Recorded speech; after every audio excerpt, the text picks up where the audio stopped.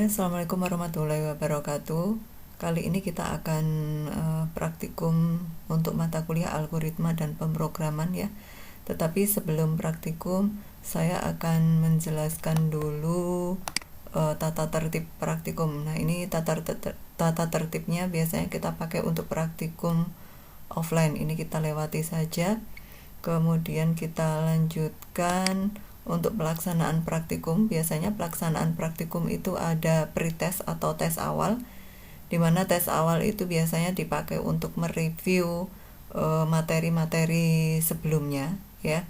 Jadi apakah nanti dari tes tersebut itu Anda paham dengan materi sebelumnya, atau Anda masih ingat materi sebelumnya, atau perlu ada yang ditambahkan. Kemudian setelah pretest, kemudian diikuti dengan praktikum itu sendiri. Nah, nanti untuk pelaksanaan praktikum Anda akan disediakan modul yang dapat Anda gunakan selama proses praktikum. Kemudian juga ada post test ya, atau tes akhir. Tes akhir itu biasanya saya pakai untuk mengetahui apakah Anda paham dengan materi yang sudah saya sampaikan atau tidak untuk saat ini. Tapi biasanya antara pretest dan post test itu opsional. Jadi kalau memang diperlukan nanti akan kita laksanakan. Kemudian untuk penilaian praktikumnya nanti untuk masing-masing kelas akan saya sesuaikan dengan teori Alpro ya, prosentasenya, seperti yang sudah kita sepakati sebelumnya. Oke, kita langsung saja ke modul yang pertama. Modul yang pertama kita akan membahas tentang pengenalan bahasa pemrograman yang akan kita pakai nanti. Jadi nanti kita akan menggunakan bahasa pemrograman Dev C++ ya. Nah, untuk menggunakan Dev C++ selama praktikum nanti, maka saya akan memperkenalkan dulu seperti apa sih Dev C++ itu, kemudian bagaimana cara kerjanya gitu ya. Oke, langkah-langkah dalam menulis program ini yang perlu Anda perhatikan di dalam Dev C++. Nah, ini tampilan Dev C++ kalau sudah terinstall. Jadi dia seperti ini ya. Kalau sudah terinstall, dia akan tampil seperti ini ikonnya.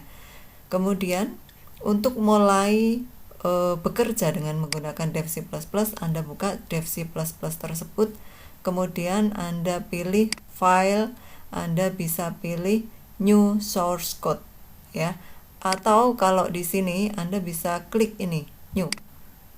Nah, file source file ya. Nah, ini nanti lembar kerja ini nanti yang akan kita pakai dalam menuliskan program dengan menggunakan bahasa C++. Oke, kemudian bagaimana cara untuk mengcompile atau menjalankan program yang sudah kita buat ya. Jadi untuk mengcompile atau menjalankan kita bisa pilih atau kita bisa menekan menu execute kemudian compile and run ya. Kalau di sini ditunjukkan dengan ini ya, compile. Nah, ini run, kalau ini compile and run. Nah, ini bisa menggunakan compile and run ini, atau Anda bisa gunakan F9 ya pada keyboard Anda paling atas gitu ya. Oke, kita lanjutkan. Kemudian nanti setelah dijalankan atau setelah di compile and run, Anda akan melihat hasilnya. Apakah program yang Anda buat itu berhasil atau tidak ya. Sebelum kita membuat program, sebelum kita mulai membuat program, tidak ada salahnya kalau kita tahu struktur dari program dengan bahasa Dev C++ ya. Nah, ini adalah strukturnya ya.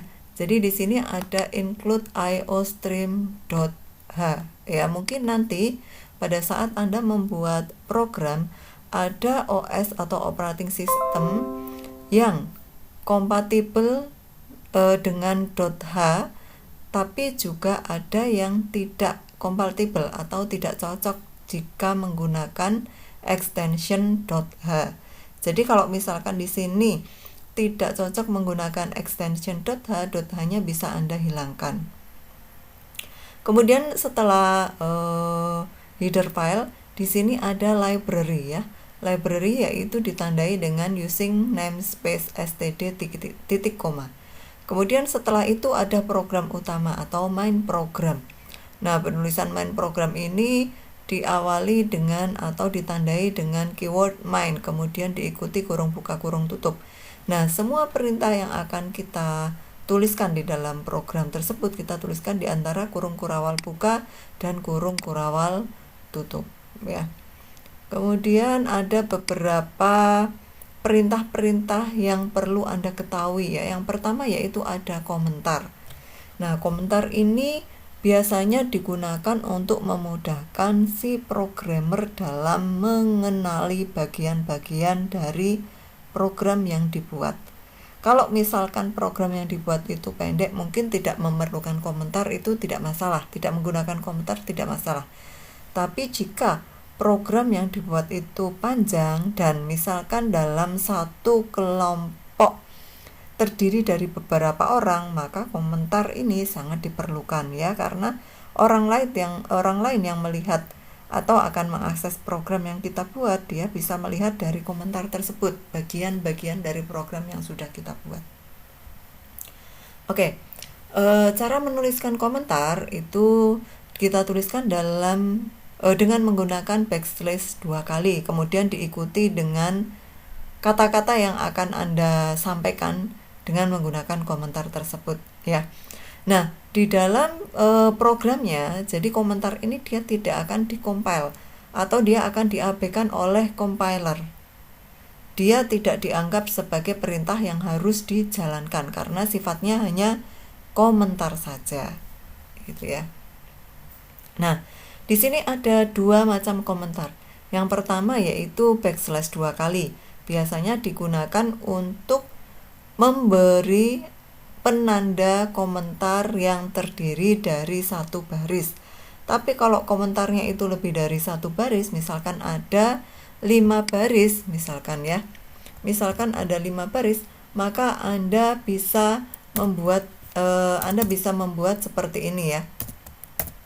Nah, misalkan program untuk menghitung gaji karyawan berdasarkan jam lembur. Nah, ini misalkan ini ya ada 2 baris ya. Jadi kita bisa menuliskan seperti ini, diakhiri dengan bintang kemudian backslash. Nah, seperti ini ya. Maka dia akan berwarna biru. Artinya apa? Artinya dia tidak akan dikerjakan. Ini sifatnya hanya komentar saja ya. Misalkan di sini saya tuliskan header filenya yaitu include iostream.h. Nah, di sini bisa Anda lihat warnanya berbeda ya. Yang ini dia berwarna hijau, yang ini dia berwarna biru ya. Artinya yang berwarna hijau ini dianggap sebagai baris program, tapi yang berwarna biru tidak dianggap atau akan diabaikan oleh si compiler. Oke, kita lanjutkan. Kemudian yang kedua ya, yang kedua itu ada header file. Biasanya ditandai dengan keyword include ya, hashtag kemudian include. Nah, di sini untuk header file itu ada beberapa jenis ya, tidak hanya iostream.h saja, tapi yang lainnya juga ada. Include iostream.h ini merupakan baris preprosesor yang digunakan untuk melampirkan file header iostream ketika program dikompil. Baris tersebut menginstruksikan kepada compiler yang menyisipkan file lain, dalam hal ini file yang berakhiran .h ya, yaitu file yang berisi sebagai deklarasi. Contohnya misalkan, nah di sini ada kegunaannya sendiri ya. Include iostream.h diperlukan pada program yang melibatkan perintah cout ataupun cin ya. Nanti kita akan pakai antara cin atau cout ini. Kemudian ada lagi include con.io.h diperlukan jika melibatkan clr.scr. Clr.scr ini dipakai untuk membersihkan layar dari tampilan-tampilan sebelumnya ya, atau sistem CLS ya, dipakai untuk membersihkan layar juga. Jadi kalau kita pakai CLR SCR atau sistem CLS, kita harus gunakan include con.io.h. Kemudian ada lagi include io.manip.h, diperlukan jika melibatkan set W yang bermanfaat untuk mengatur lebar dari suatu tampilan data. Nah, di sini tampilan ya, berkaitan dengan tampilan. Kemudian ada include math.h, diperlukan jika program itu menggunakan operasi SQRT ya, SQRT yang bermanfaat untuk mengoperasikan matematika, yaitu untuk bilangan kuadrat. Kemudian ada lagi yaitu stdio.h. Nah, di sini dipakai jika kita melibatkan perintah printf dan scanf ya. Printf dan scanf. Jadi kalau iostream.h tadi melibatkan cin dan cout, kalau stdio.h melibatkan perintah printf atau scanf. Kemudian selanjutnya yaitu ada bagian library. Library tadi ditandai dengan using namespace std. Ini dituliskan setelah header file ya, diakhiri dengan titik koma. Nah, di sini fungsinya yaitu untuk memberitahukan compiler bahwa program yang sedang ditulis menggunakan standar C++. Kemudian using namespace std ini perlu dituliskan ketika setiap membuat program, karena jika baris tersebut tidak dituliskan akan muncul pesan error. Jadi ini berkaitan dengan header filenya ya. Kalau misalkan ada OS yang kompatibel menggunakan .h, ada OS yang tidak kompatibel menggunakan .h. Jadi pada saat tidak kompatibel menggunakan .h, bisa Anda tuliskan menggunakan .h, ditambahkan using namespace std, using namespace std titik koma ya, std. Nah, kalau Anda lihat di sini warnanya juga berbeda ya. Di sini warnanya itu hitam ya, hitam. Artinya dia juga dianggap sebagai baris program.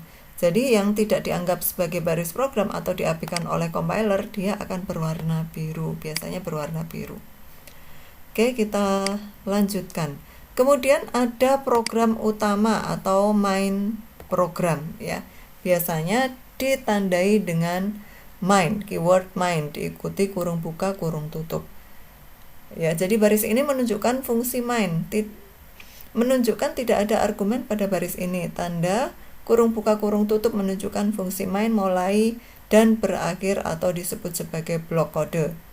Isi fungsi ini dapat berupa deklarasi variabel, pernyataan assignment, atau perintah. Jadi ketika fungsi dipanggil, maka isi yang ada di dalam kurung kurawal buka dan kurung kurawal tutup itu akan dijalankan. Kemudian tanda semikolon atau titik koma ya, ini juga perlu diperhatikan ya. Di setiap akhir perintah itu ditandai dengan titik koma. Digunakan untuk mengakhiri sebuah pernyataan. Setiap pernyataan harus diakhiri dengan tanda semikolon. Nah, ini adalah aturan penulisan di dalam C++ ya. Kemudian tanda sama dengan digunakan untuk melakukan perhitungan ya.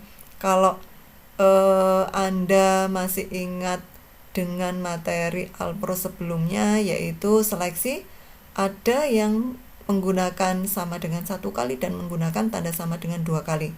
Yang menggunakan tanda sama dengan 2 kali itu adalah Boolean expression, bukan operasi aritmatis atau bukan operasi matematika. Kemudian cin ya, ini dibacanya bukan cin tapi cin. Artinya dia akan menyimpan apa yang diinputkan ya, menyimpan apa yang diinputkan. Merupakan sebuah objek dalam C++ yang digunakan untuk mengarahkan data ke dalam standar input. Makanya dia di sini sebagai input atau masukan ya.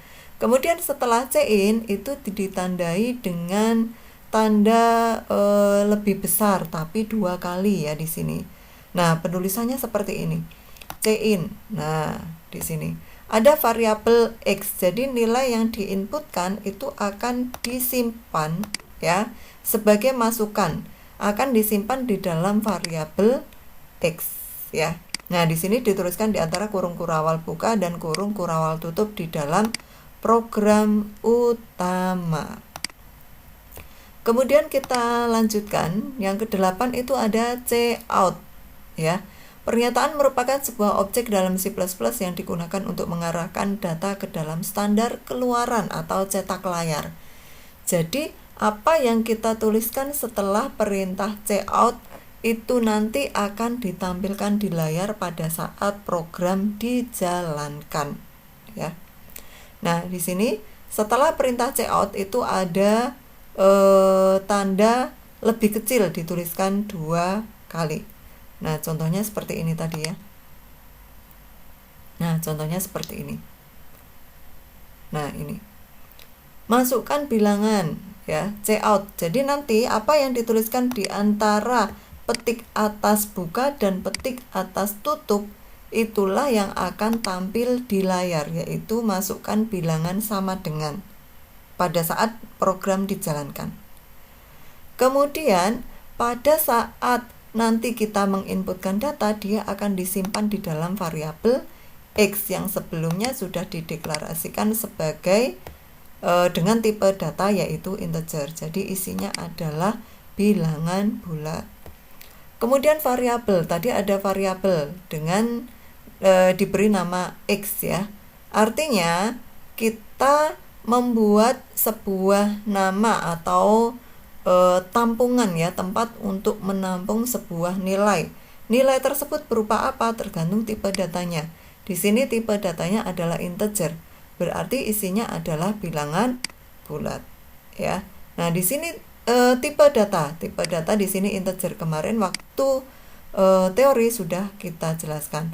Ada yang bertipe integer, string, karakter, boolean, float ya, dan yang lain sebagainya. Oke, untuk latihan yang pertama, nanti Anda diminta untuk membuat program sederhana dengan tampilan seperti ini. Kita akan membuat program untuk menghitung luas ya. Yang tampil di layar adalah masukkan panjang titik 2. Kemudian 7 ini kita inputkan dengan melalui keyboard. Enter lagi, masukkan lebar sama dengan atau titik 2. 6 kita input melalui keyboard. Kemudian luas titik 2 ini akan tampil di layar. 42 itu dari hasil perhitungan 7 atau panjang kali lebar, yaitu 7 kali 6. Algoritmanya di sini sudah disediakan.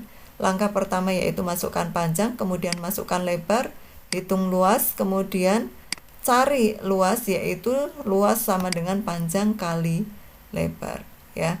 Nah, ini adalah programnya. Nanti Anda cobakan dengan menggunakan C++ ya. Ini adalah programnya. Kemudian kalau program Anda ini benar, maka tampilannya akan seperti ini. Tampilannya akan seperti yang ada di atas. Ya, seperti ini. Oke, gitu ya. Kemudian post-testnya di sini buat program lengkap untuk menginputkan data mahasiswa ya, yaitu berupa data NPM, kalau saya di sini NIP dan nama ya, masukkan NIP. Nah, ini tipenya apa? Berarti kalau isinya adalah angka. Kemudian masukkan nama. Nama di sini merupakan gabungan dari karakter, berarti nanti tipenya harus Anda sesuaikan dengan nilai yang diinputkan atau nilai yang akan disimpan di dalam variabel, baik itu NIP ataupun nama ya.